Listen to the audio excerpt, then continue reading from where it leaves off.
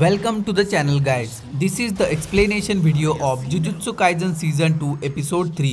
Also मैं हमारे channel पर Hell's Paradise Season 1 and Zom 100 Bucket List of the Dead Season 1 को भी explain कर रहा हूँ. For that make sure you subscribe to the channel. And now without wasting any more time, let's get into it.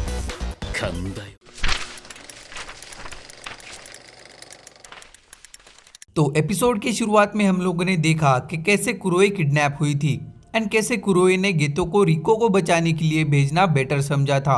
अब आगे हमने Gojo, RIICO and गेतो को एक साथ देखा। गेतो समझ रहा था कि उसने सोचा कि कुरोई को कोई क्यों किडनैप करना चाहेगा, इसलिए मैंने उस पर ज्यादा ध्यान नहीं दिया, ये सब मेरी गलती है और कुरोई मेरी वजह से किडनैप हुई है। गोजो ने उसे कहा कि ये तुम्हारी गलती नहीं है। गेतो ने कहा कि कुरोई हमारे एनिमी के लिए इतनी इम्पोर्टेंट होगी, मैंने सोचा भी नहीं था। गोजो ने कहा कि जैसे कि उनके पास अब कुरोई है, वो हमारे साथ निगोशिएशन करना चाहेंगे। लाइक कुरोई के बदले में वो हमें रिको को उन्हें देने के लिए कहेंगे या फिर वो हमें कुरोई के बदले में रिको को मारने के लिए कहेंगे।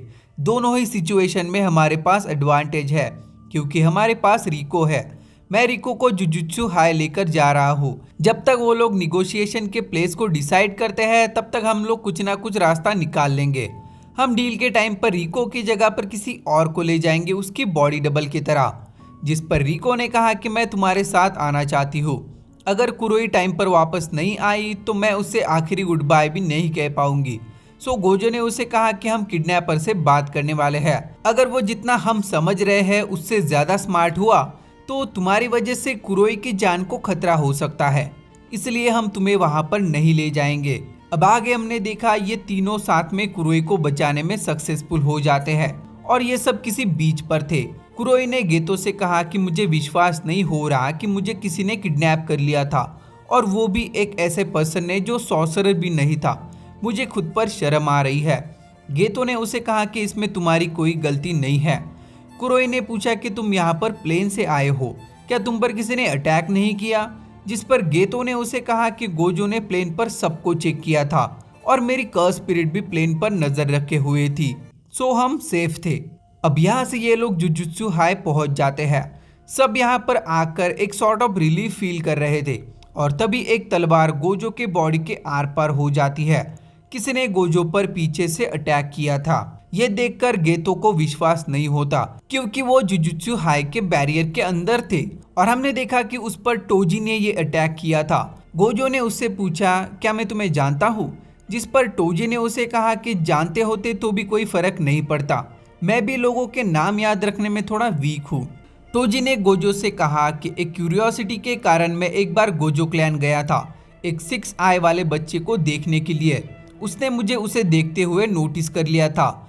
उसके बाद से आज तक मुझे कोई उसके पीछे खड़ा होकर भी नोटिस नहीं कर पाया है। तभी गेतो ने उसे अपने कर्स स्पिरिट से पकड़ लिया। गेतो ने गोजो से कहा कि क्या तुम ठीक हो?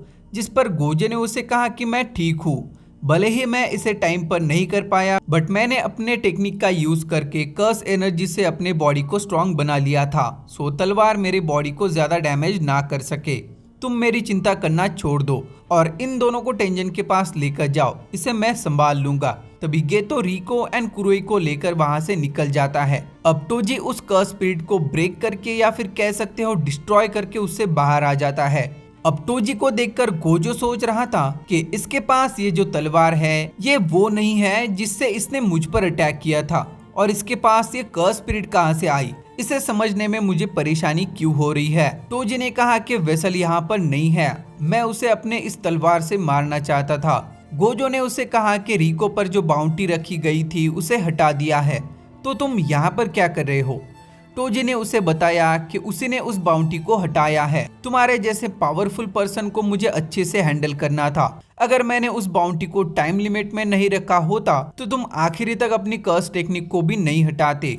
अब इन दोनों के बीच में एक अमेजिंग बैटल शुरू हो जाता है। टोजी बहुत फास्ट था, गोजो उसके स्पीड को देखकर हैरान था। गोजो समझ गया था कि टोजी के पास कोई कर्स एनर्जी नहीं है बट उसके पास हेवनली रिस्ट्रिक्शन की वजह से बहुत ज्यादा स्पीड एंड स्ट्रेंथ है। टोजी गोजो पर बहुत स्पीड के साथ अटैक कर रहा था। गोजो ने उसे अपनी टेक्निक का यूज करके बहुत दूर फेंक दिया। अब गोजो ने उसे कहा कि क्या उस तलवार के बिना तुम और कुछ नहीं कर सकते? बट सॉरी, उस तलवार से अटैक करने के लिए मैं तुम्हें अपने पास भी नहीं आने दे सकता। अब जैसे कि टोजी के पास कोई कर्स एनर्जी नहीं थी, गोजो उसके प्रेजेंस को भी समझ नहीं पा रहा था। सो गोजो ने उसके पास जो कर्स स्पिरिट थी उसके प्रेजेंस को फॉलो करके उस पर अटैक करने के लिए अपने कर्स टेक्निक एम्पलीफिकेशन ब्लू का यूज किया और गोजो टोजी के अटैक का वेट कर रहा था। तभी बहुत सारे फ्लाई हेड्स कर्स स्पिरिट्स ने गोजो पर अटैक कर दिया। गोजो सोच रहा था कि क्या इन सबको टोजी ने उस कर्स स्पिरिट के अंदर छुपाए रखा था। अब इतने सारे फ्लाई हेड्स की वजह से गोजो टोजी को देख भी नहीं सकता था कि वो आखिर है कहां पर। अब गोजो को लगा कि टोजी रिको को मारने के लिए तो नहीं चला गया। तभी टोजी उसके पीछे आकर फिर से उसके बॉडी के आर पार अपने तलवार से मारना शुरू कर देता है। टोजी गोजो को बहुत बुरी तरह से मार रहा था और उसने कहा कि ये एक स्पेशल ग्रेड कर्स वेपन है जो किसी भी टेक्निक को ब्रेक कर सकता है। टोजी ने गोजो को बहुत बुरी तरह से मारा। अब हमने देखा कि गेतो रिको एंड कुरोई को जुजुत्सु हाई की किसी सीक्रेट जगह पर लेकर आया था और यहाँ पर कुरोई एंड रिको ने एक दूसरे को आखिरी बाय बोला और गेतो रिको को लेकर आगे चला गया एंड कुरोई इन दोनों को छोड़कर वहां से चली गई। आगे जाकर गेतो ने रिको को बताया कि अब हम टेंजन सामा के टेरिटरी में हैं और ये नेशन की बैरियर का फाउंडेशन है, the main hall of the tombs of the star. अब तुम्हें यहाँ से अकेले आगे जाना है। आगे जाकर एक गेट से निकलने के बाद तुम एक स्पेशल बैरियर के अंदर पहुंच जाओगी जो जुजुत्सु हाई के बैरियर के अंदर है और वहां पर बस वही जा सकता है जो इनवाइटेड है। टेंजन तुम्हें वहां पर प्रोटेक्ट करेंगे और अगर तुम चाहती हो तो हम अभी यहाँ से वापस जा सकते हैं और तुम कुरोई के साथ वापस घर भी जा सकती हो। जब हमारे टीचर ने हमें इस मिशन के बारे में बताया था तब उन्होंने मर्जिन की जगह पर इरेज वर्ड का यूज किया था। सो हमें इसी से पता चला था कि वो इस मिशन को लेकर कितना गिल्टी फील कर रहे थे। और तुमसे मिलने से पहले मैंने और गोजो ने भी इस पर बात की थी कि अगर वेसल मर्जिन के लिए मना भी कर दे तो हम मर्जिन को कैंसिल कर देंगे, ये जानते हुए भी कि मर्जिन कैंसिल करना मतलब टेंजन के साथ लड़ना होगा।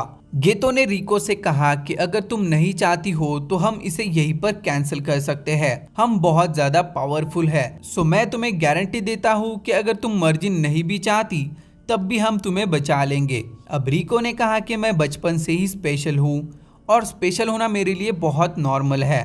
मैं बचपन से ही खतरों से दूर रही हूँ।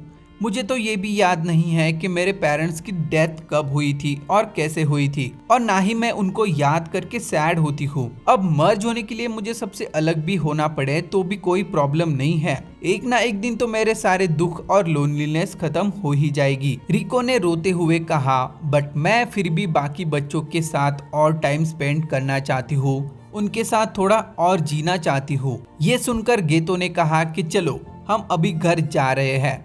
तभी टोजी वहां पर आकर रिको को शूट कर देता है। गेतो ने उसे कहा कि तुम यहाँ पर क्यों आए हो, जिस पर टोजी ने कहा कि मैंने गोजो को मार दिया है। अब गेतो गुस्से में अपने सारे कर्स स्पिरिट्स को समन कर लेता है और उसने टोजी से कहा कि अब तुम भी मरने के लिए तैयार हो जाओ। और एपिसोड 3 यहीं पर खत्म हो जाता है। आई होप तुम लोगों को मेरा ये एक्सप्लेनेशन वीडियो पसंद आया होगा। अगर पसंद आया है तो लाइक कर देना एंड चैनल पर नए हो तो सब्सक्राइब कर देना। Thank you so much for your time.